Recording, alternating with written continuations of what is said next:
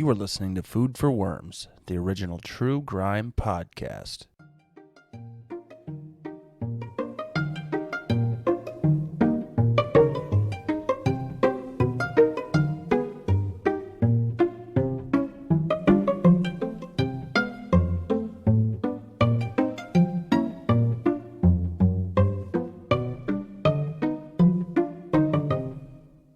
Food for worms.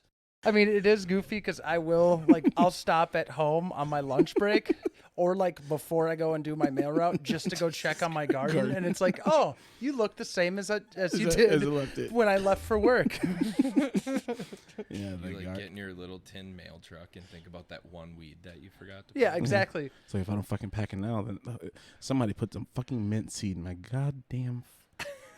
Someone put some mint seed in my goddamn garden. Well, and some people will put their like extra plants at the street, and I'll be like, oh, I need those. And no, they're just hostas. I don't need those plants. Yeah, anyway. hostas are garbage. Yeah, everybody will be like, hey, do you need any extra hostas? No, I got all the hostas I need. Yeah. And like the thing is like you can just be, splitting them hostas up and just like putting them, I don't know, out at the curb. I could do that for myself and just give them away to you. But you don't need hostas. I don't need hostas. What about some daylilies? Hostas la vidas. Hasta la vista? No. No. Hostas la vistas. I don't know. Ask Arnold. Yeah. Well, imagine this. So when I was growing up, my mom had 14 flower beds, and 10 of them were hostas, and we had to go out and water them. And now if you go over to their house, it's like they have hostas underneath all of the pine trees. Of course. Behind the frickin' shop. Out in the orchard. Hostas. More like hostile, am I right? Hostile. Oh, dumb. No, one of the things that that hit me recently is like, not it hit me. Just a random thought I had recently was where like, the meanest thing you could do is just like put a mint plant in somebody else's like garden. Why? Why is it the meanest thing? Because mint just takes over everything. Yeah, it is. It is true. It's just like it's like just like gardening, just hardcore gardening. Like, no, fuck you. Your marigolds aren't gonna fucking live. It's like a WMD, but for for green thumbs. That would have been some good, like, COVID entertainment. Get the person across the street from you, so then you just sit on your porch and watch them freaking freak out every day. Who the fuck keeps putting mint in my goddamn hostas? No! Run over there at midnight, fertilize it. Turbo speed. Yeah, you walk over, you put like a little bit of that plant food on top of it too, just to see what happens. Oh my god, that'd be so mean, because it would just take over. All of a sudden, it's like, no, I put a bunch of marigolds and fucking tiger lilies and some red snappers. Red snappers are really hard to fucking get off the ground anyway. And then like, all of a sudden, mint fucking showed up and took over everything. It sounds like you actually know what you're talking about with these plants. Like, have you done some gardening, D? Yeah. You have? Yeah, very little, but like not okay. Well, When I know what you're talking about. When I say I've done some gardening, it is not anything compared to what you're doing. But I've done just enough to know that mint is a fucking bastard.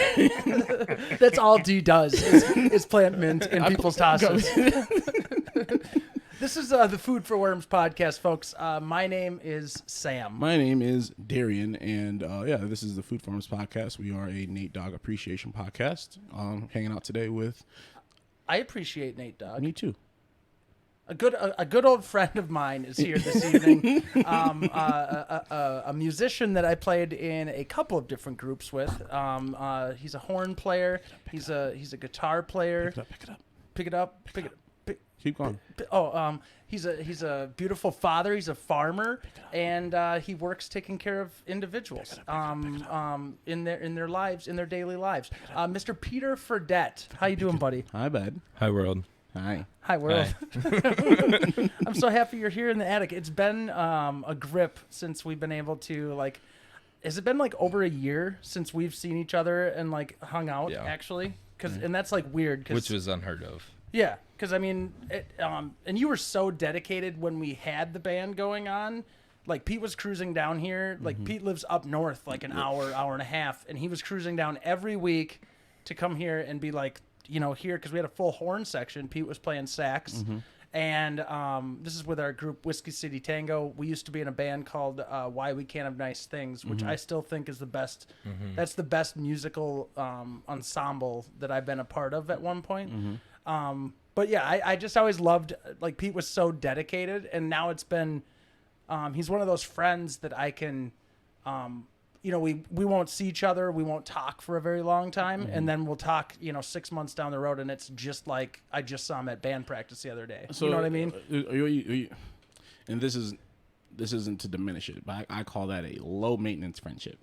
Oh, hell yeah. Low maintenance. Low maintenance friendships are the best friendships. Let's just be honest. Let's just throw it out there. And yeah, man, they need to be nurtured every 6 or 7 months. The way that you can. Sprinkle some water on it, and just don't. And now we're back to gardening. Yeah.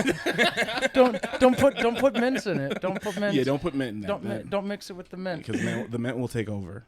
And just restrict everything else to suck all the nutrients out. It's a fucking bastard plant, but don't put mint in it. Yeah. Yeah, Pete, you've been fucking solid.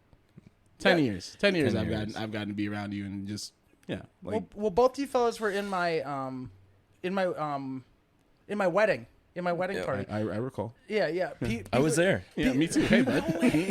Pete was there with and another thing to go on Pete's resume, he's the one person I know that was struck by lightning. And I've always wanted to ask you, like, does it feel like, what does it feel like now since, I mean, how many years ago was that? Like 5-6 years ago? 2015. I think it was August 28th, 2015. And how are you, like, did you have any, like, residual, is that the right word? Yeah. Residual effects, like, after that, like, ongoing effects coming from it? And with that question being asked, you are more than welcome not to answer that because that was a really traumatic thing that happened to you. Oh, I was gonna say yeah. that. That's what I'm opening up You with, have guys. an out. Yeah. As far as, like, residual stuff, I guess there's little things that have come to be daily things, like dropping shit. Like, I'll just be walking, my fingers will just let go. Okay. All small stuff. I was lucky. Well, good. That was God, that's freaking 2015. That was 6 years ago. Holy buckholio. Well, and I always loved it because you were so cute with your cane, and, like, in college I had a cane, and I don't know if you remember me ever walking around with a cane, but, like, I have bum knees, and I can now, but I Which is not the same as getting fucking struck by lightning. No, I know this, but it is a bummer to carry a cane. You had knee surgery. He was struck down by Thor. Okay. Fuck out of here. Okay, guys, I'm sorry. No, finish your thought. I'm just trying to say I could always be sympathetic for somebody walking around with a cane because I've been there. Yes, I was not struck down by Thor. I know. I understand. You know. But walking around with cane, there are many perks to having a cane. Canes can come into use for many different things other than walking.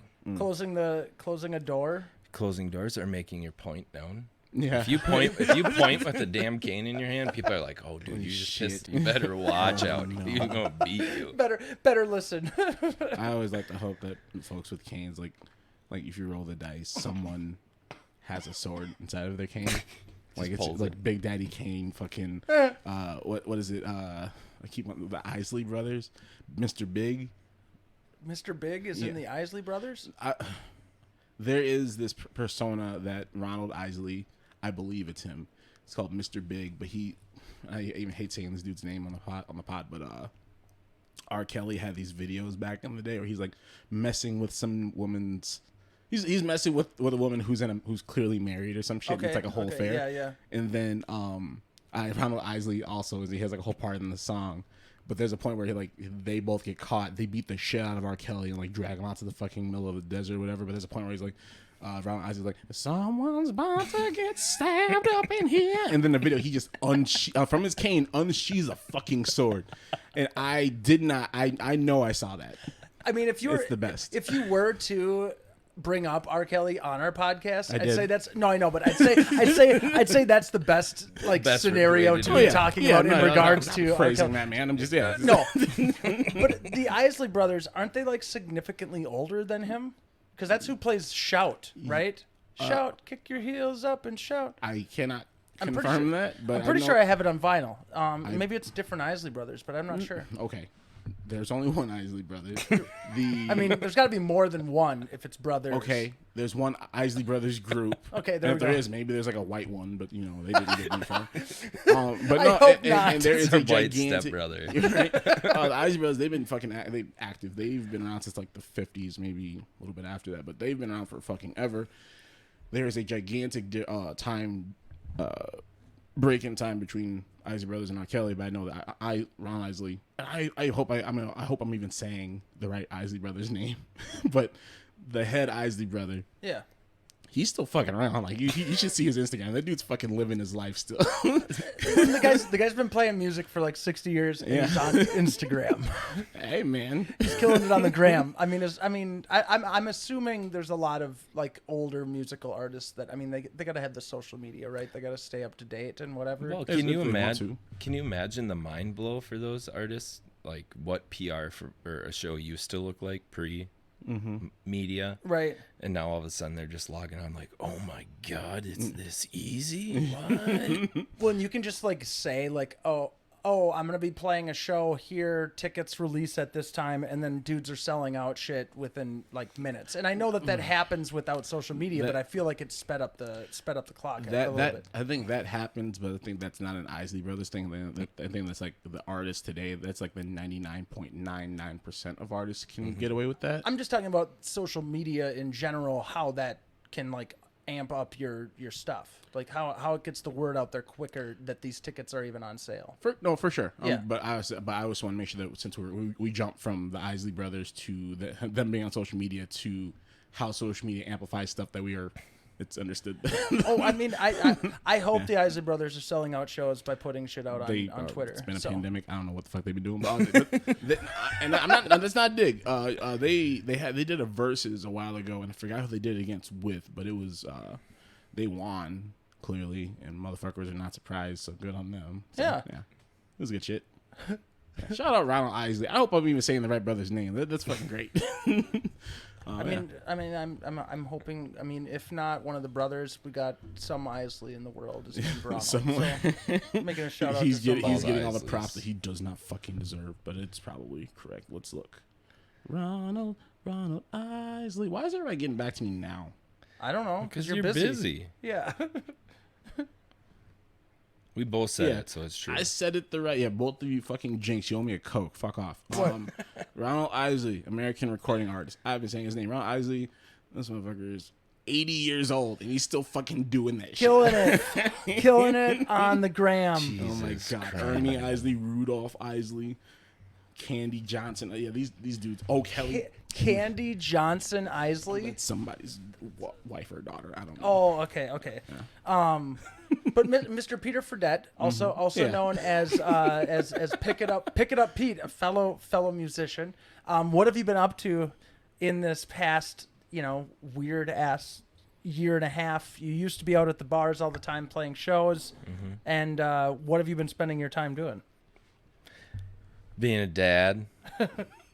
No, COVID-19 was a blessing for me because previous to COVID-19 hitting, I had, I think it started in 2012, and I was going, and I didn't really quit until COVID forced me to quit. Mm-hmm. And that forced me to stay home and see a different part of life that you're missing when you're constantly running back and forth. So COVID kind of made me a homebody. Like I don't even like getting back out and playing shows right now is even a little much because I'm just like, I kind of want to be in bed at 9 o'clock and waking up with the kids in the morning and running around and doing that. Have you have played? Yeah. Or do you see that crowds take to, like, because I know you're playing like a bar show, Yeah. so it's not like you're playing like a huge arena or whatever. But like, do you see like the crowds enjoying it the same way that they normally would, or are people kind of like sketched out a little bit? Depends where you go. Yeah. I know that we went and played at the Barrel House in Red Wing last month, and when we played that show, people were super attentive, you know, and I think it really does still depend on the venue you go to, because then following that, I went and played a brewery, and when you get in there, it's kind of a different game. You don't get that same attentiveness, Mm-hmm. you know, unless it's a big special event that's focused on the music. Other Mm-hmm. than that, You're like background. the background noise. Yeah. Yeah. People look up and be like, nice. And then they'll get back to drinking beer and socializing because that's, you know, that's why they went there. Yeah. So, Right. Have you been writing? no. No. Well, no. Nope. I haven't been writing lyrically, I should say. I've been doing a lot more Musical? instrumental Okay. kind of Okay. stuff. So I don't know. In a world that's so crazy, I don't think that we need one more opinion out on the table, especially a 30-year-old straight white male. I think we got enough. I can Shit on I can the respect table. that. I guess that, and also no one needs us. So Yeah. Yeah, well, I think two cis hetero men Yep. make a podcast in a pandemic. What a revelation! But no, I feel that. No, I do appreciate that, and I understand what you mean. I don't know, but I still give it up for the creative pursuit, and like as long as you're having fun with it, and also like being able to, like you said earlier, like you were going for so long, and then this time in the pandemic has helped you be able to slow down. Well, and that's, you know, and then like you said about the enjoyment of what you're doing, you know, once COVID hit and that pause was forced, you know, it goes along with saying hindsight's 2020. You know, you can look back and you can take into consideration and what it was all worth, you know, and I had fun doing it. I had a lot of great memories that I made, but beating it the way I was beating it with what's waiting at home. Yeah. You know, Yeah, that's yeah. my biggest thing is I got 5 soon to be 6-year-old and a 1 soon to be 2-year-old. And those years are only there for those Yeah. years. Because pretty soon they're going to be doing the same thing I did to my dad and say, fuck you, I'm out of here. And once you miss those, you miss those. And I missed, and that was actually a really hard realization for me, was I missed those early years with my firstborn, Oliver.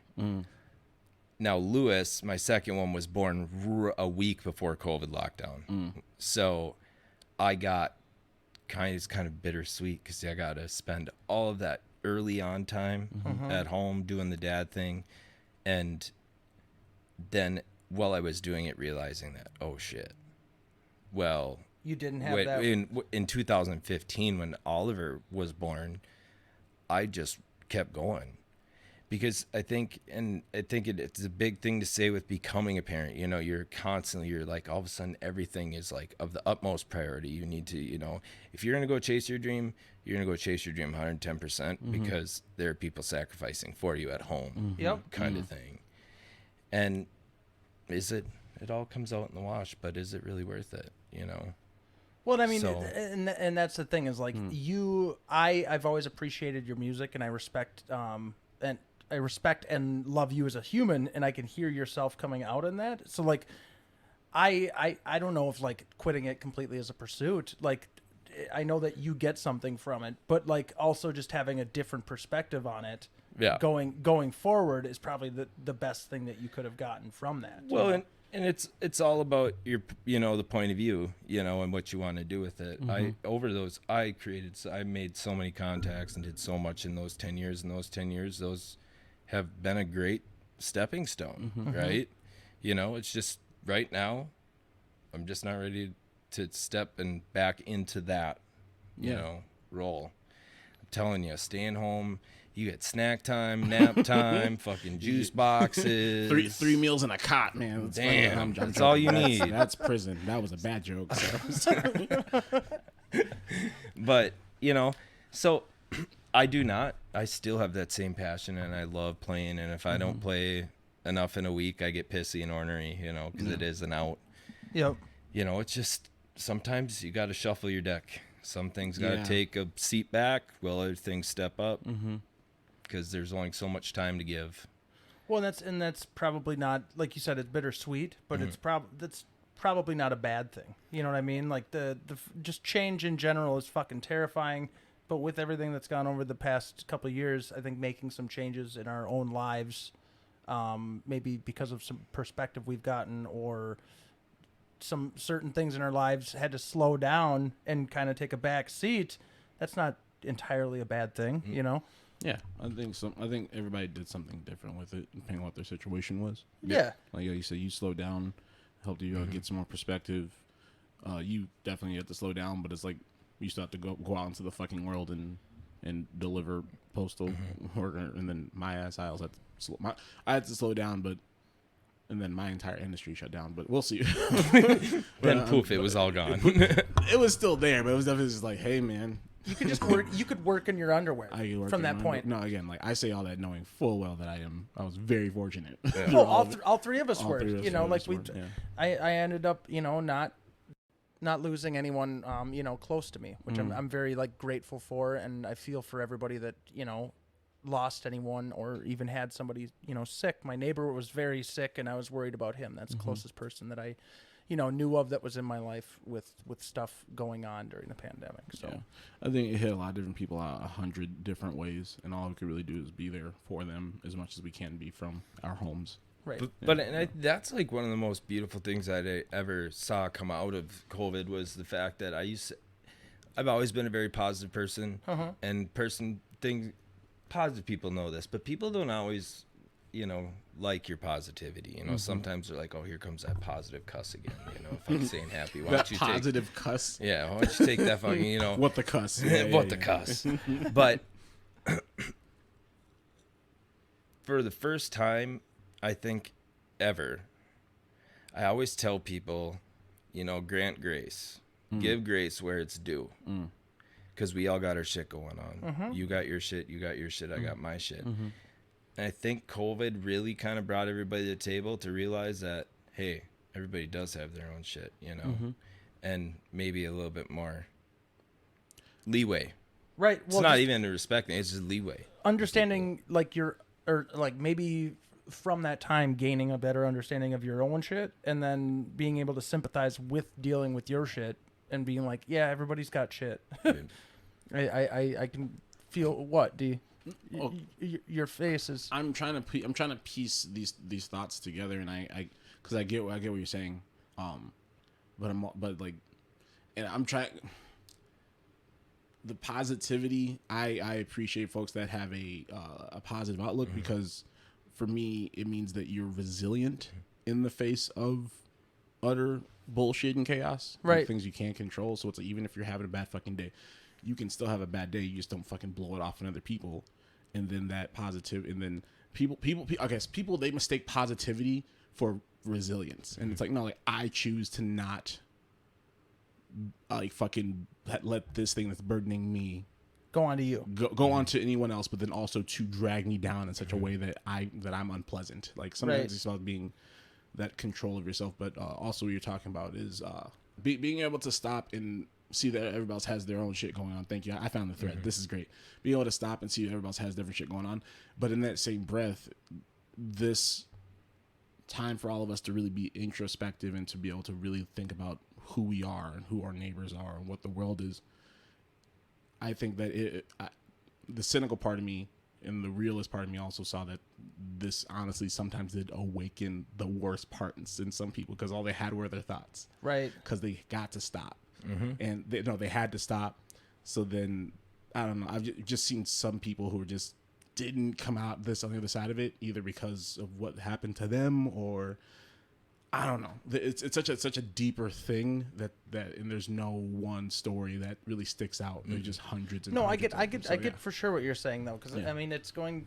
I mean, solitude is going to affect so many different people in so many different ways, you know, and it does depend on like what your community is and like what kind of like home life, family you have, either it's friends or kids or you know, whatever. Everybody's situation is different, and people just deal with, you know, being locked up in your home. Like I definitely, I've always been a person that I've always felt like I have to be around people all the time, and then I've just like embraced my hermit, and that's where I just started gardening all the time. Embrace your hermit. I like that. Embrace my hermit. Yeah, I mean, I just learned. I finally learned to enjoy time by myself, which I've never been good at, and I had to, you know. So it's embrace your hermit and granting grace. I like that. Winning Winning. all across the board. Embrace your hermit. Grant some grace. Winning. Hashtag winning. No, just winning. Just winning. Drop the hashtag winning. Very nice. All right, everybody. We're going to take one quick break really quick. I need to get a La Croix in my body, and we will be right back.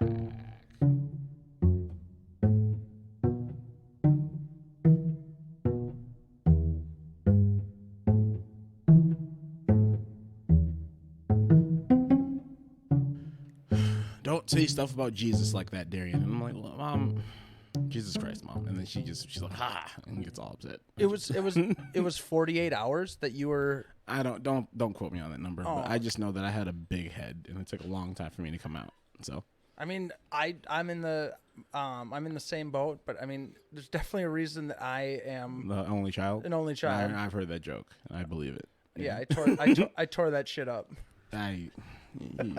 That's your mom, man. That's your mom, man. Oh, I don't sorry, wanna guys. know that. I was born from a cut. I was not. I was born too. in- I was I too. don't think that you were, just based off of how you keep making that fucking joke. I just love the joke because it's so crude and gross, and We are aware. but I was, but I also had a large head, and I came from a slit in the above the normal hole. Anyway, welcome back to Food for Worms, your unholy, holy podcast. We're back with the homie Peter Fradette. Hi, bud. What up? No, Can I tell you a story from when, like, Pete? What? no, go for it. Oh. Okay. Okay, no, but when I knew that I loved Peter, I think it was from this story that he told me on how he used to, this is how he won fights with his mother. Is they would. Jesus Christ. I got to put it out into the world, Pete. Do you? I'll take it off This the is podcast gonna if be you. freaking hilarious. Okay. This No, is some no, Peter logic. But yeah, this is Peter logic for sure. When his mom and him would get into a fight, because you and your mom are very similar, but you're a little bit more like your father,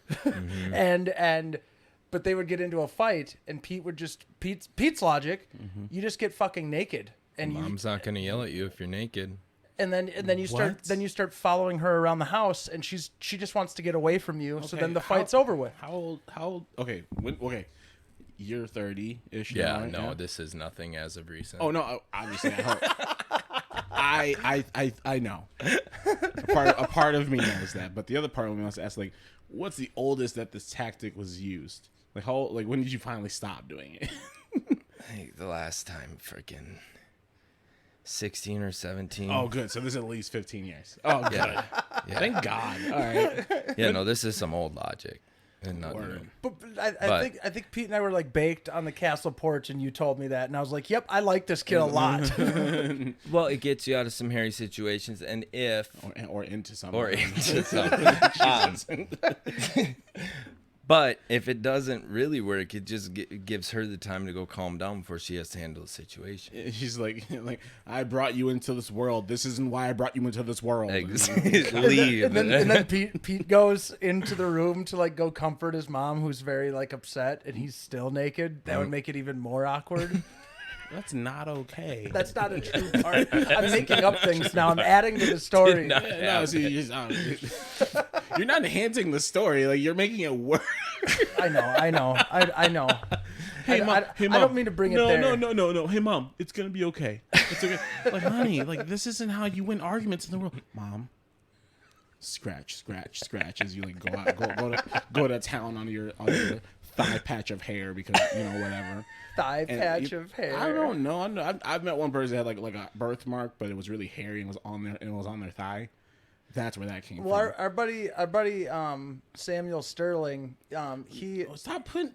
no, that's not his real name. This is code name shit. But Really? Yeah, this is code name shit. I think that's his middle name is Sterling. So Okay, well, it's No. Jesus Christ. Anyway, I'm aware of this thing. You don't got to put his business out there though, right there. oh, you don't like his back patch? Why can't I put Because it's not your business to be putting out there. Okay, I'm saying, if I had a back patch. I didn't and know you it go- was and you secret. it's I not didn't a- know it was secret. It's not a secret. I'm aware of his back patch, but I also wouldn't be putting it out there to anybody else without them being in the room. Okay, I'll give him a phone call. And Yeah, make sure it's all right. yeah. That I put his patch And out into the then world. you know what you're gonna do when you do get that phone call? You're gonna insert a little audio clip inside this after I get done talking into this podcast, saying like, "Hey everyone, this is Sam. I just want to let you know I did call Sam. Sterling, and then I got permission to keep that last part in there. Fuck you, Darien. Do that specifically. Okay, I'll if you don't do that, there will be hell. Okay, All right? I'll do that. Saying full names and Dick's giving out name. bodily descriptions. Sam, you are incredulous. I mean, if that's the only descriptive part of your body, He you also just has said beautiful, dreamy eyes and a fucking righteous beard. But I said none of that. You just gave more of an explanation of what he looks like physically. You're like, you just beautiful, gave a dreamy eyes and a magnificent beard. That's a descriptor. You could walk. and in- you think a hairy back patch is like more descriptive? It's not about descriptions, and it's not about anybody being able to identify him by his back patch. It's that it is a personal thing about him that I'm sure he doesn't put out there to anyone else. I'm not trying to make a big deal out of this. I'm just saying if I had a hairy back patch, I wouldn't want you talking about it on anything with me not being there. That's all. And it's not that big of a deal. You should keep all this in. I'm sorry, Sam. I'm sorry. Let him. Aw. So Pete, Pete, what have you, music-wise, have you been getting into anything new? Like listening-wise, what have you been getting down on? I don't know. I crank the same punk tunes that I usually crank. I guess if we're looking at new, I've been up in Appalachia country as far as the music goes, up in them hills, listening to the banjos and the fiddles. Really? Nice. Yeah, some Matt Heckler. I listened a lot to him recently. I'm really into like the new I don't even know what you would call it, like actual country reincarnated, like the actual thing versus like Like old like school Coulter- country well, coming out well, now? Yeah, well, just that styling, you know, because it's not about, country music isn't about your truck, your dog, and all this shit. But Yeah, it can be. but it can be It can be. if you choose for it. If you to choose be. for it to be, yeah. It can be that. Trust me, I live all around those kind of people. They drive me nuts. But there is a new younger generation that's coming in, and they're freaking going like right back, into that. So I've And that guy enjoyed- you just mentioned, what was his name? Cool. Matt Heckler, he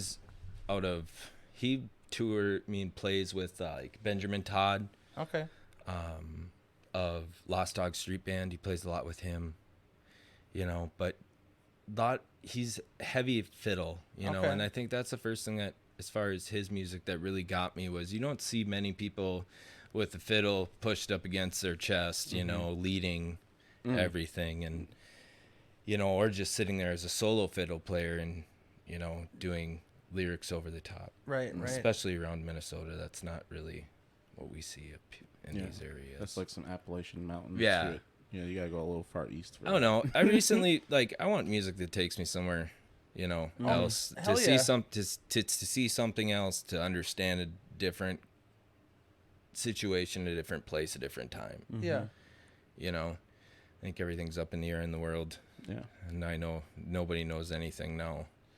So I've always been able to get down on some like old school country. I've never been a fan of anything like when the shit we were coming out or that was coming out when we were kids. I never got into, any of the new school stuff, but like I always like just the stories that went into like you're saying, like brings you to a different place, like that old school country. And if these, these news guys have that feel going on, just like the storytelling coming from that. And then like, 1950s, 60s folk. I always loved, like you're saying, it does take you to another place. Yep. Something, just a different experience, other than that, other than listening to that 60s music, 60s rock music is huge in my house because both of my boys love 60s rock music. So are you talking like classic rock or like the Beatles, the Stones, the Kinks, like all the British stuff going on at the time? Which kid are we talking about? I guess I don't know. Oliver was definitely raised. I was still playing punk bands when he was a kid, so we had punk. He was listening to punk. Cassie was at the bar watching the punk bands. It was just all it was being. So he's my secret soft spot for if I freaking get into anything 60s, 70s on the punk rock side of things, the 80s as well. Yeah. Sold. He loves it. Louis, I would even push him back to like the 50s. That's so cool. Getting down with like some like Buddy Holly or like Chuck Berry, stuff like that around that era. Like that is my jam. Like when I'm at work, it's either hip hop or it's 1950s, 60s old rock and roll, you know. It's such happy music, you know. It's like every day things are getting closer, going faster than a roller coaster. It's like this will. But the great part about that whole kind of era was it was all, you know, it's just bebopping, you know, you're just sitting there bebopping it. Yeah, fucking Payola's just kicking it, man. Well, it was so simple, like the content that went into the songs, but like you could tell that they were putting a lot of them, and I'm not saying people today aren't doing this, but you could just hear it in the song that they were putting so much of themselves into it, you know, whether it is a Chuck Berry or a Buddy Holly or a Chubby Checker or you know, whomever. And I guess to a point, maybe I'm talking my ass, but I feel like around that time when all those bands you were mentioning and artists you were mentioning, it was becoming normalized to really like people were singing about their blues and their struggles. That's been happened since time immemorial. But like before that, it was like super religious music. Yep. And it was all about the Lord and all the Lord all the time. And then slowly it became more normalized to sing about the vices and the things happening in the home. And then also like one of the things I remember like seeing with I don't remember seeing, but like remember hearing about with like Ray Charles when he was coming up as well, like did a lot of like so like Ray Charles is Ray Charles, but when he was one of those artists that started incorporating like hymns into his songs. Well, that's why he was so controversial. Yeah, so it was like Hallelujah, I love her so. They're like, you bringing the Lord into the bedroom, right? That woman brings their coffee in the favorite cup. What? Hallelujah, you love her so. And then I don't know. Well, and that's like I don't know if you've seen the movie Ray, but I grew up with a lot of Ray Charles in my household. Like I've always loved his music, and then seeing that movie puts that very much so into like perspective. Like when they're like you're singing about God, you're bringing that into here, and he's like, why wouldn't I? Like this is the music that I like, and I'm singing a song to you. He's talking about like his wife or whatever, and I mean, I like that he like that was controversial at the time, but he was still gonna put out what he was gonna put out. Like this is what's coming from my heart. Yeah, and he broke down those barriers. Like when the zeitgeist of we've been lucky enough to see the zeitgeist change maybe like 2 or 3 times in our generations, but like back then it was fucking unheard of. Yeah, and not something that the connector that I was trying to make from the conversation y'all were having was like it became more normal to sing about everything. Yep. And then also, if Jesus is in the studio, then Jesus is in the studio. Yeah. And it's getting sexy. And it's getting sexy. Well, he was one of the first. Jesus? No, Ray Charles. Ray Charles was one of the first people to get like mega sued. Like he was banned from Georgia for not playing segregated shows. Yeah, and that's why like him coming out with the song Georgia was such a big thing, and now it's like their national song or some shit because he was accepted back in I think the 90s or something maybe. When everybody got their heads out of their ass. Yeah, but I mean, like that's so badass as well. You know, he's like a blind African American artist saying like standing up for his people, and then like people came down on him, you know, and this is the way he makes money and for speaking what he's going to do and say. You know, no, it was a different time. Well, I mean, we're talking 60 years ago plus or whatever. I think he was around since the fucking 40s or something. Darien hit it right on the head. I think it has a lot to do with the religion of the time, and then all of a sudden people are not going to just show up to church and say everything's hunky-dory anymore. Yeah, because I don't know, it was a situation, not situation, but just like it was a time, and this is all just us hearing it from our parents and our parents' parents, but it's like, do wild, racist, terrible things at night, and then go to church on Thursday and seek absolution And it's okay because you went to church. Because you went to church, so yeah. Which the conversation now is changing, and we should find a way to angle. Yeah, I don't know if I want to get into religion, guys. I don't know if I want to. That wouldn't be a good. That wouldn't be a good conversation to start here. Yeah, if there is a really cool. There won't be one person that has any kind of freaking religious views listening to this podcast once we're done. I'll give it to you. Yeah. Since we cornered the mail carrier market. Is that? Do you think that's our main market? I like to think it is. I have no way of knowing. Yeah, because D's always like telling me, he's just like, yeah, we cornered the postal market, and I'm like, I don't know if like more than maybe 5 people are listening to it at my work. Hey. What? I have it on good authority that other mail carriers at other places listen to our podcast. Oh. The ones outside of your station. So, anyway, hi Andy, you're great. Thank you for listening. We appreciate you. All the Andys out there. I mean, All the She's sweet. shit. Man. Yeah. How is the mail business? Yeah. I mean, everybody thinks I'm fucking crazy because I always say like I would prefer to deliver mail in a blizzard over 95-degree weather any day, and everybody's like, you're fucking nuts, and I'm like, well, I can put so many, like, I run hot in general, so like in the winter I could be sweating balls if I'm wearing too many layers and it's 30 degrees outside, you know, like that's just how I am. And I would prefer to put more layers on because I'm cold than, like, you take your shirt off, there's nothing else you can take off. It's still fucking hot out, and I don't deal well with the heat. You know, I'm a January baby, so. Yeah, that's why. Do you think, I mean, I don't know. Maybe that. No, I'm fucking with you. Like, no, I believe it. If you were born, like I was born in August. Right. Yeah. I don't like being hot or cold, but But I was born in August. but no, but I know what you mean. D is lukewarm At all times. Yeah, all times. I am not sure what I want on a good day. Gotta keep your options open. Yeah, you know.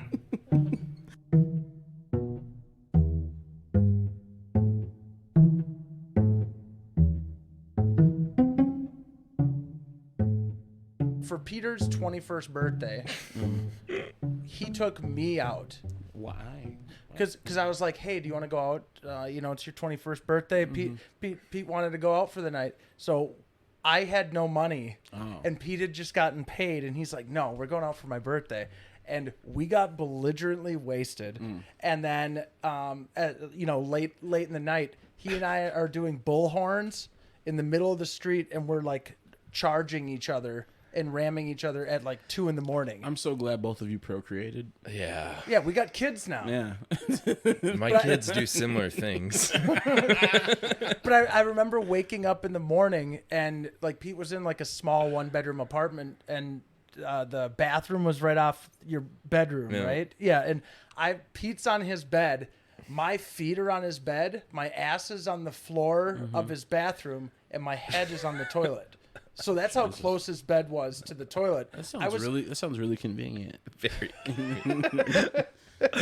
Especially in like, because it was kind of in a corner nook, so you had the game system right there. You're done all day, baby. Hell yeah, that's the dream. Put it in a day, fridge. baby. You don't have to worry about anything else. Yeah, and a phone. Put a little landline in there too. You never have to leave the toilet ever. Yeah.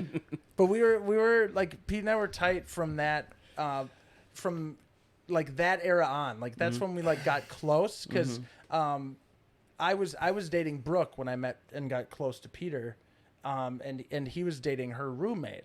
And Pete and I we would have sex not with each other, and then we'd meet out on the porch for a cigarette afterwards. And then we started to have like conversations out post coitus. Yeah, not with each other. How was it for you? No, that's a different joke. But then we started playing music, and we just got tight from that point on because I think that night, as I was probably puking in the toilet, Pete was like playing some guitar, and I was like, I like this guy's music, and I very much so enjoy his vibe, the cut of his jib. It's a nice jib. It's a nice chip. That's good to hear, Good man. potato chips. I love to hear when I don't know. It's like when you find somebody, or they find you, and then you don't really expect it. I don't know. Like That's when you find him. That's when you find them. Like it's the same thing. Like, would you say that like you both looked up and you were just in each other's lives? Yeah. It just kind of just happened. That's I love that. That's the best feeling in the world when like, you just end up finding somebody like that. That happened with me and Ammo. Yeah. I just one day looked up and Ammo was in my life. People were like, "Are we friends now?" I was like, "Yeah." I was like, "Wow, word, yeah." Did we just become best friends? Fuck yeah. Do you want to go do karate out in the garage? With so much rumplements. Ugh, God. Oh man, I my can't. God. I can't even imagine anymore those days and nights of not feeling well from having too much liquor that I didn't enjoy. Yeah, But I still drank. I think Rumble Mints is pretty good in small doses. You know, you do. I've never been a liquor Emphasis, person, so small doses. Small Yeah. doses. Small doses, great. Yeah, like I do it. I did a shot of Rumble Mints when I need to just when I need to push myself over the edge. And when I'm saying over the edge, I'm saying like I'm over the edge. I'm just dangling, but I got just enough slack to pull myself back up. Like I'm not out of pocket. I'm like, yeah, no, I've had my couple beers. I've had a shot of you know what? You know what I want? I want a shot of Rumple Mints just to see what the abyss looks like, and then I'm just gonna roll back on it. Like that was nice. Never again until the next time. Well, it was why the one I learned that freaking Rumplement screws you every time was New Year's Eve. Why we can't have nice things. It was right when we were playing. It was right before we played the New Year's Eve song. all And day it's the yeah. It is the only video that I have where I'm like, I can watch myself throw back that Rumplement, and it's the only point in my whole life where I can say, I just blacked out. Instantly right there.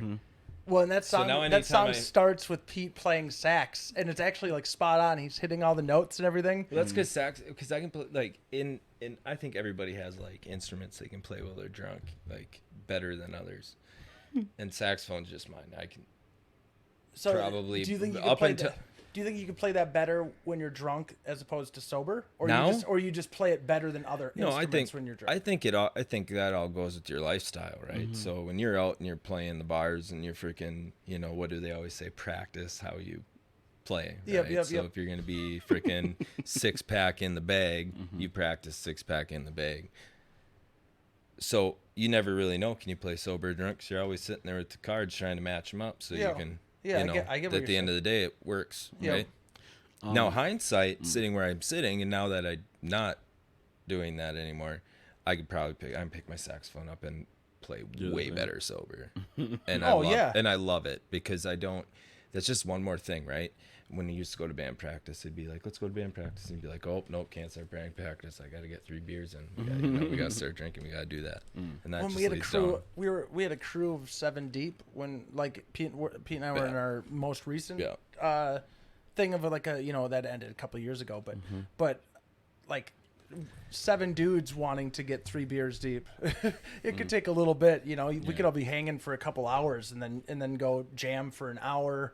Go have a cigarette and a couple more beers, and then go jam for another hour. And doing the old ritual. yeah, Doing the old ritual. Yeah. I have a question. Yes. And this is me. This opinion has earned me some ire, specifically from Sam, and has earned you some what? ire, just general. Like you come for my throat as every time I bring it up. Am I tripping, or was it always just too loud in the Keller bar? In the Keller. Yeah. What sound system? What sound system? I couldn't tell you. I just Okay. know that this. Okay, I want to be clear. What's happening by the stage? That sounds fine. Yeah. What's happening with the speaker that is hanging above where all the seats are in the Keller bar? That's a different situation. You think I'm talking about what's happening at the stage? It's supposed to be loud by the stage. No, I'm not hating on you. I'm just saying Pitts does what he can with Pitts with does good work. with Okay, with the This cave, is- the mix with the sounds cave fine. in the ground. The mix sounds fine. You're talking about the equipment.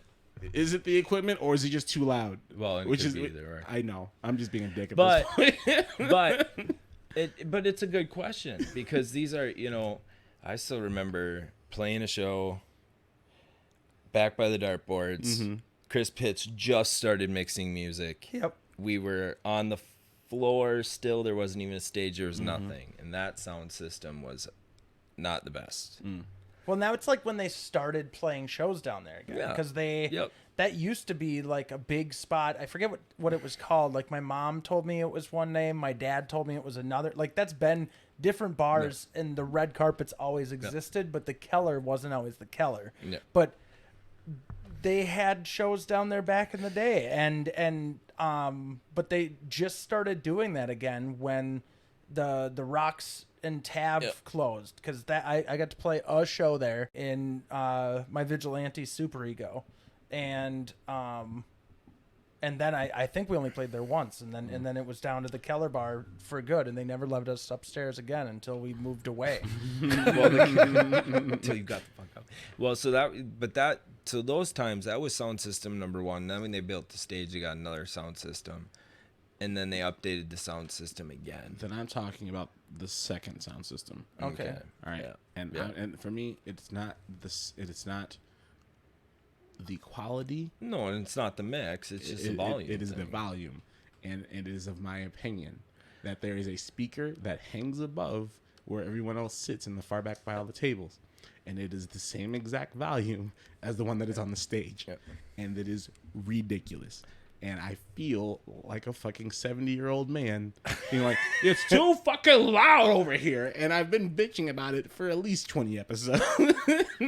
Well, and it doesn't matter.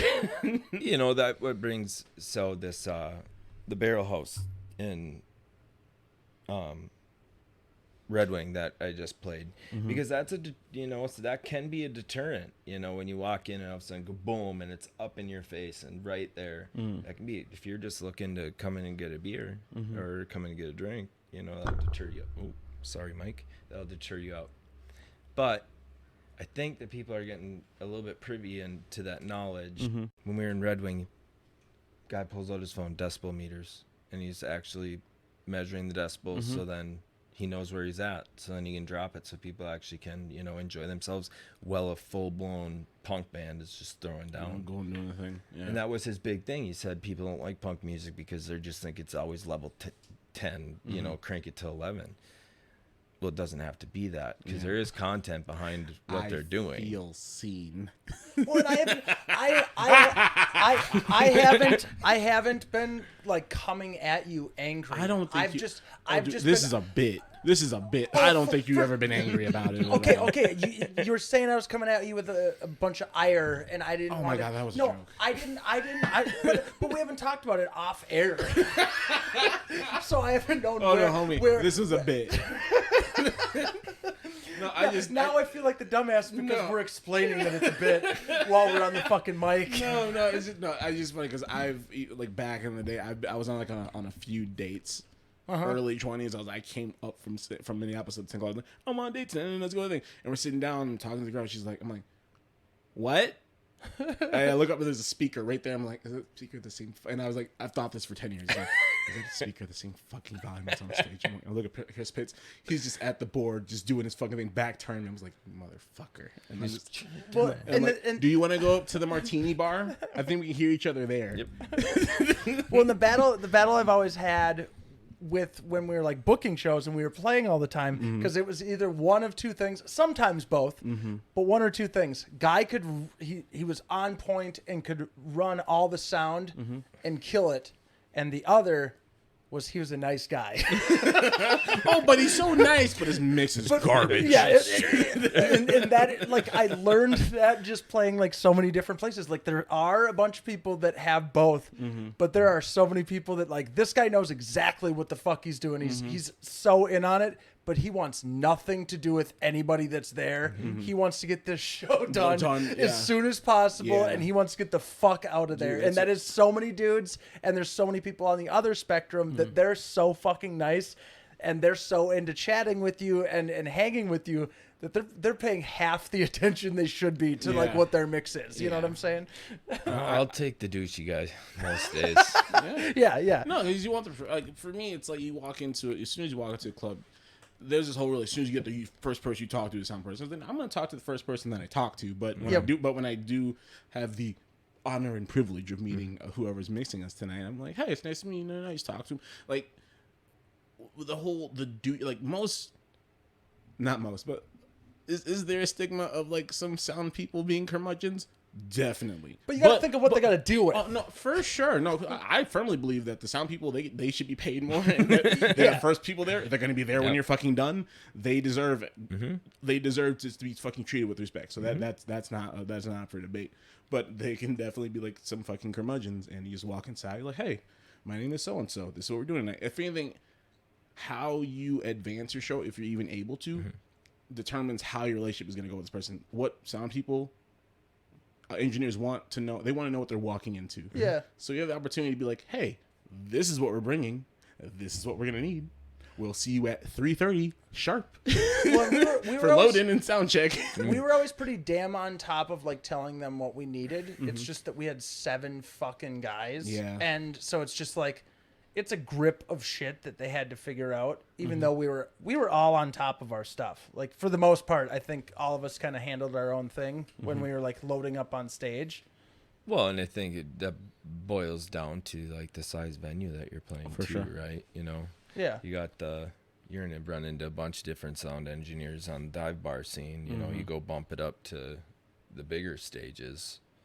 I'm sure you're gonna meet people with freaking degrees underneath their belts and all of this shit. So Yeah, they're that's probably more that's like, true. this is what I know what I'm doing. Like this is my wave, and I'm gonna fucking ride it. Because I mean, I think the biggest room I ever played was like the T-Rock, the Triple Rock in Minneapolis here. And like, I don't even think that when we played there that we even talked to the guy doing sound. Like, I think he was just so on point in his booth and like hooking everybody's stuff up. Like, I think when I set my drums up, we probably chatted, but when he was actually doing sound, I don't think we spoke since I got my drum set up on the Did stage. you guys gear share at that show? You're Every, talking about the one you played with Voodoo Glow Skulls? Yeah, everyone besides the everything besides the drums. We all used different kits, but everybody used the same different Wow, amps. way to be backwards. Yeah. Usually fucking sharing kits here. Usually it works the other way around. Yeah. I feel like to share your drum set in the punk scene is such a fucking, like, you don't know what's gonna happen. Like, this motherfucker walk in here and you just punch a fucking hole through your snare or whatever y'all use on the fucking, like, give me a name of another drum. A snare drum, a floor tom. A floor tom. Somebody punches a fucking hole through your floor tom. Is that the doom doom doom? No, that's That's your kick, bass That's drum. your bass Okay. kick. tight. Cool. Floor tom is the lower of the. If you have 3 toms, Yeah. or the 1 tom up top, and then your floor tom on the bottom. I love toms. Anyway, the yeah, just like it's always been like the few times where I've been working in hip hop for 10 years, or close to that. But when it's been like a hip hop and a rock or punk rock or whatever punk or rock situation where hip hop is also involved, and for some reason whoever I'm working with is using a drum set. If they like, I've been like, hey, we might do like a share thing tonight, and the drummer I work with is like, which band? He's like, this was like, absolutely not. He's Well, like, me being a drummer, there is an extremely different way that a hip hop drummer goes about playing a drum kit than a punk drummer. Yeah. like he should definitely be worried and like skeptical of like, no, I don't want you touching my shit. He's like, no, man, you're Definitely not. No, fuck you, no. Yeah, I wasn't. Once I thought, I was like, wait, why not? It'd be so easy. We'd be on stage in like 5 minutes. He's like, nah, the homie's gonna. Who is that? He's like, no. Like Now when you start looking at the kind of sets that they got, you know, and that's the big thing. There's stages of drummers. Yeah. If you still have the drummer that has his first drum kit, Yep. he's most likely going to share with everybody. Yeah. That changes when they do the first up. Yeah. And they go out and buy their first drum kit that's theirs and it's their baby. And Yeah. then they're out. They're like, fuck no. I worked with one guy who had he had all of his shit, and like, he's a session drummer.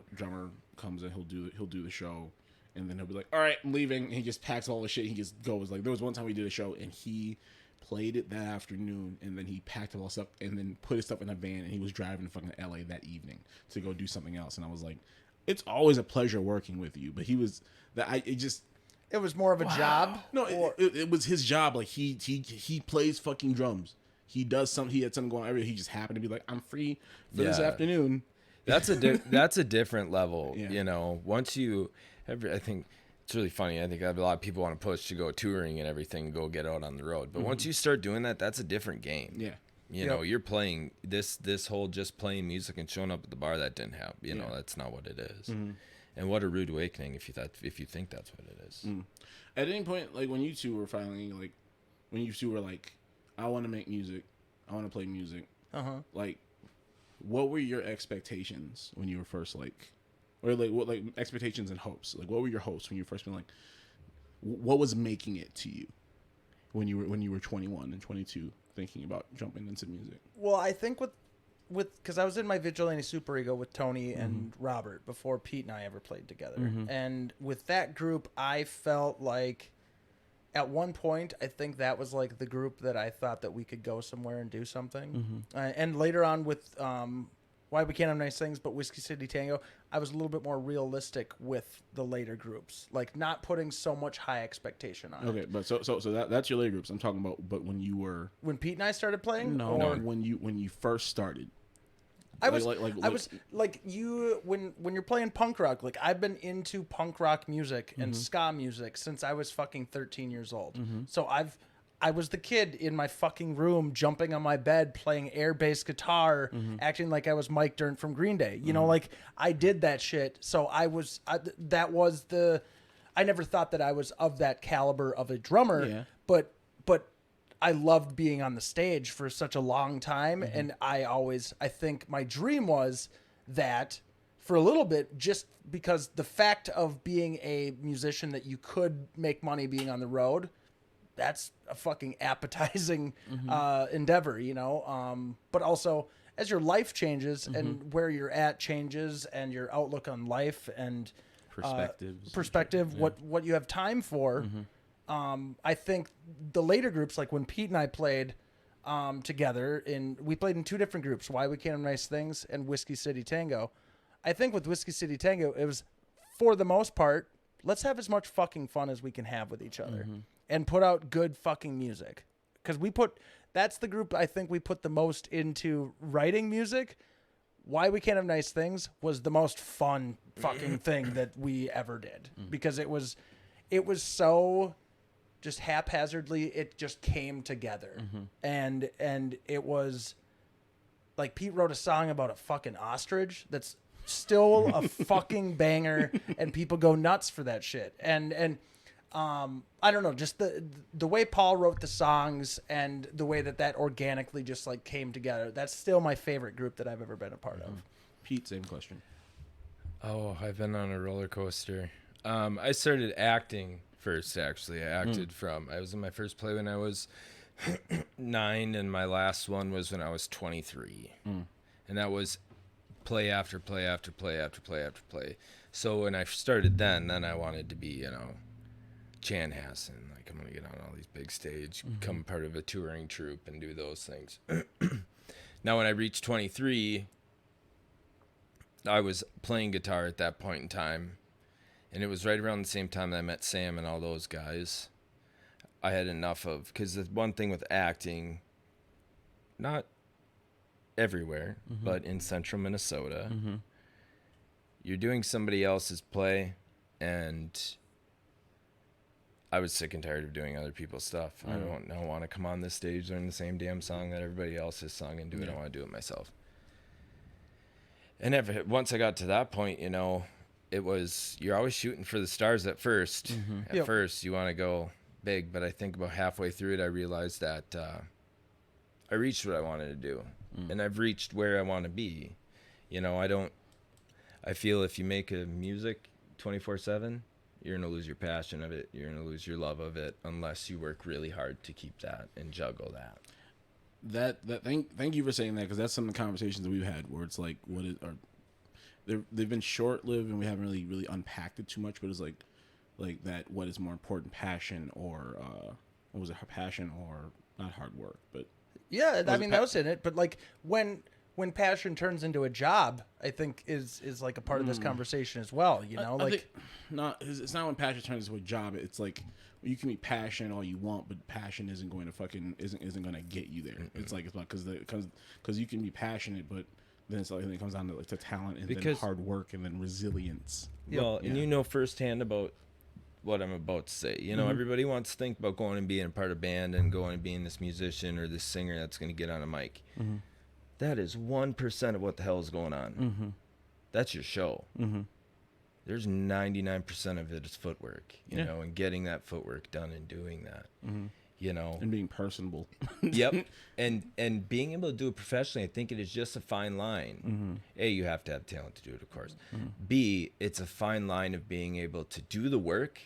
And then once it comes down to what you're passionate about, whether it be singing or playing the drums, is you just closing your eyes and going into your own space. You know what you know, and you go and you do it. But that's work to get to that point, to be able to, you know, kind of do that flip-flop. Yeah. I'm sure. I don't know 100% because I've never jumped. You know, I've never said I'm just going to go play music to make my money. Well, it's also a mindset as well, because like you're saying, like I've never done that either. Like we've gone in surrounding states and whatever, but we've never done a full on tour. And I know when I was younger, I was like, yeah, I can't wait to go on a fucking tour. I think I was always terrified of it, honestly. Yeah, because you're leaving. and it's going to take so much fucking work. And I'm not saying I didn't put work into what I did. Yeah. I worked my ass off for what we were doing, but I was very realistic with it because I knew I probably don't want to put it in the time that it's going to take for me to be on the road. You know, like I don't know if I had that in me. Maybe that's a bummer to say now, but I don't know if I had it in me to go on the road all the time. Yeah, I think maybe looking at it like years later and be like, and being able to see and unpack it and be like, and saying that you're not sure if you had it in you. But I think it's just like anything in this world, like touring, the limited amount that I've done, and me being on the facilitator and administrative side of it, as opposed to like being on the creative side of it. It's like looking into the abyss and then hopping in a car and driving into it because you don't know what the fuck you're gonna walk or drive into. Right. And I can only imagine what it's like to be a creative that is looking at that as well and wants to get out of their circle and out of their routine and out of the usual places that they play and look out into the world. Like I want to go out there and share my music out there too, but it's all like one big inky mess because like you once you leave home in any scenario, not even just touring, it's fucking terrifying. Yep. But I don't know. It's one of those things where you go out and you just don't blink. Yep.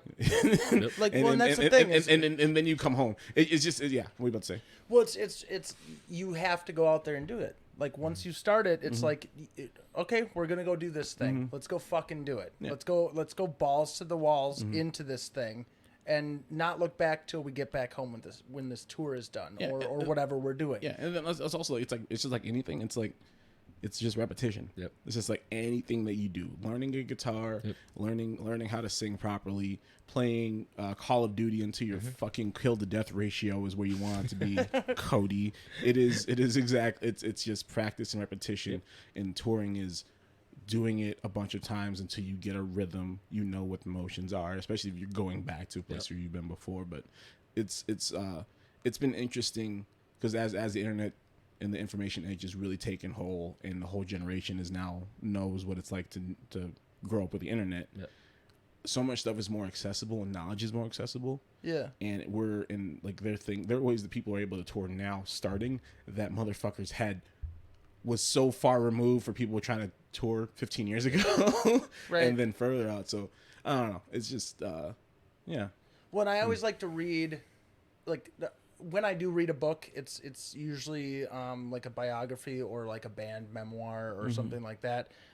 So like musicians and then actors is like who I read about, and just like the different stories of like reading about, you know, NoFX going on tour in 1984 and having to deal with like what the punk scene was not having to deal with it. Dealing with it sounds sounds but not, and also like just booking shows like and like promoting it and hoping that these people are going to be there. They didn't have fucking GPS, so the vehicle died down and we don't have a cell phone to give these people a call and tell them we're going to be fucking late. Yeah, we were just going to miss a show and go to the next one, or and I'm not saying that happened to NoFX specifically, but like just it's happened to me. So well, but it's happened to everybody that is out on the road at that time of just like not being able to communicate, not being able to like you can't promote it out on the road or like tell people where you're at, and I can't imagine that because in my world of when I have been playing music, that's like a large part of what I was doing to promote us and book shows is all over my my cell phone or my computer, doing emails and all that type of stuff. So I always liked reading about it being completely different because it's so removed when stuff was going on at that period of time. Like Get in the Van. Do you know Get in the Van? I've heard of it. But it's a book Henry Rollins wrote later on, but it's about his journals that he wrote in while he was in Black Flag, touring with Black Flag in the like late 80s. And then I think this book came out in the early 90s. But I just found a copy and it made me shit my pants. So Can we talk about that phrase? what? Shit my pants? Yeah, I say it a lot, don't I? you do. It's fantastic. Darien hates it. I don't hate it. It's just because it's the same thing. Like, I used to say balls to the wall a lot, and then I realized I was like, why do I keep saying that? Okay, let's go real balls to the wall. I was like, no, because let's go balls deep instead. Let's say that instead. That is worse, objectively. Hey, I'm not saying don't say it. I'm just saying we're gonna sit there. You should hear the shit comes out of my mouth. Give us one. Why? What do you say? It depends on what situation. You turn your mic towards you, buddy. Thank you. I say chicken shit bullshit a lot. I mean, that has nothing to do with. But that's a great one. That's a great one. I like chicken shit bullshit. But the difference is that it's chicken shit and you're not shitting yourself. Right? I guess I like it. I like that. It's fun. I just remember gal from the hometown, Lindsay. She used to always just like mid conversation go chicken shit bullshit and then run away from everybody. So that's where that my mind goes to there when I hear that. So thank you, Pete. Pete, I want to say I'm so happy that that you came down here, buddy. Well, thanks for having me, guys. And I'm happy that we got to hang for the first time in a very fucking long time. And I'm gonna come out and see you and the fam. We're gonna come out and cruise out. Yeah, come rip 4-wheelers. Have some take some tractors out and shit. Yeah, we'll go out to the country. We didn't even talk about Pete's goats. Can we talk about Pete's goats? Yeah, Pete's got fucking goats. What are their names? I don't get about them. Cassie is one of them. He named it after his wife. Okay, No, they came pre-named. They came pre-named. Okay, because you've mentioned Cassie a few times now. I was like, you're talking about you. Well, I gotta correct something Sam said earlier. He said I was a farmer. First things first, I'm not a farmer. I'm a pretend farmer. I like to put on my hat and pretend I do it with my small little things like my chickens and goats. Oh, so you're like a hobby farmer. Yeah, that's exactly it. Good time. That's what they call those. Yeah. And but somewhere somebody's rolling their eyes. yeah, like huge. Or just chucking their phone. It's like Motherfucker! No. Bunch of chicken shit bullshit. You're like, Chicken shit bullshit. my grandfather Jedediah did not build a farm for 16 generations for some hobby farmer with farms and a fucking Cassie goat. I'll tell you what.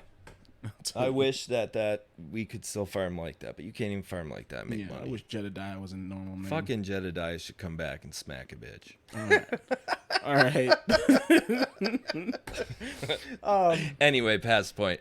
I have so we have 14 acres and the back part's all like overgrown. And I've been clearing it by hand, but my back hurts. So I wanted to get sheep originally was the idea. Well, the reason I opted out of sheep was because then you have to deal with wool. You have to do the shaving and the haircuts and all that crap. No, thank you. So Cassie goes and visits her aunt one day with the boys. And her aunt has a goat ranch. Anyway. And they came home and Cassie said, well, look at this goat. Really like this goat. So what's the goat's name? Cassie. I said, well, convenient. Dude, when you say its name, does the goat and Cassie look? I've never met this goat. Oh, okay, okay. So and long story short, Cassie comes with her best friend Crystal. Mm-hmm. So you got 2 goats. So I find myself, I have 2 goats, no place to fucking put them. So we just got done building this barn in the back for my goats. And now I have to do fencing, and I gotta go pick them up. How big of a fence or barn is this? You just 16, put up a fucking barn? It's 16 feet by 16 feet. Jesus. By I think 8-foot ceilings. That's so great, Pete. I didn't know that. Well, that's the previous generation. The man that came before me. Oh, okay. Is the brains behind that operation.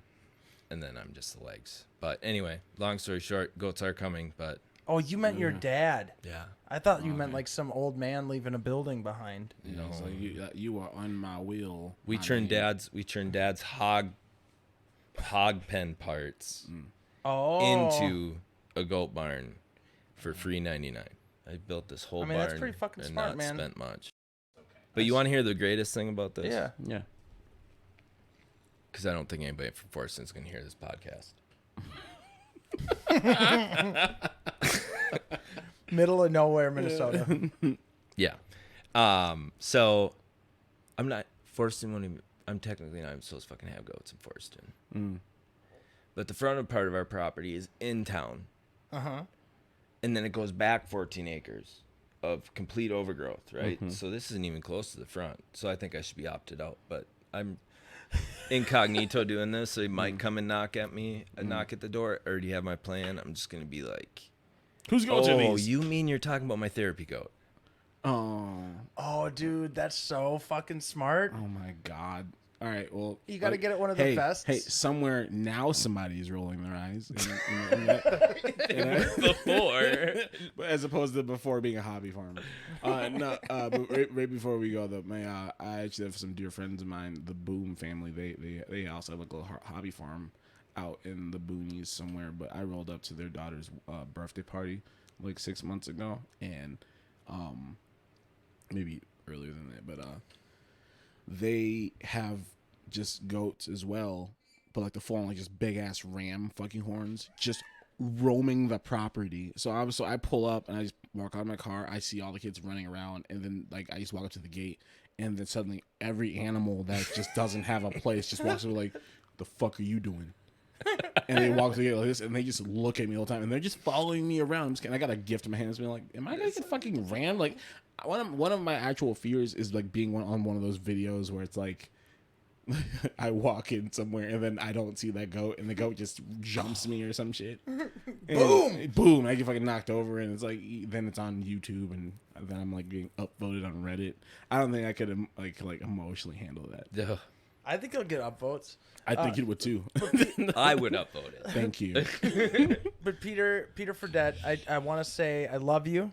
And I'm very thankful that you were able to be here with us tonight, and thank you for just coming down to the Twin Cities here and hanging with us for a bit. It was good to catch up, buddy. Thanks, guys. Yeah, Dude, it has been an absolute pleasure. Sam, do you want to read us out? of course. Thanks for joining us, folks. If you want to submit any questions or topics, head to bit.ly/FFW grab bag. For more existential humor, remember to rate and subscribe to Food for Worms on Apple Podcast, Spotify, or wherever you listen to podcasts. You could be anywhere. Anywhere. And you choose to be here. We appreciate you for joining us. Us. As always, check on your strong friends. Tell your people you love them. And remember that you can't take any of this with you, so don't be a dick. I have to just say that this is, like, I don't know, probably could have ended, like, a paragraph ago for me. Why? I just want to update it. Don't be a dick, everybody. Yeah. I'm not coming at you. This has been Food for Worms. It has been. I'm so sorry. Don't be a dick. I love you, D. Loved you first. Love you, Pete. Why?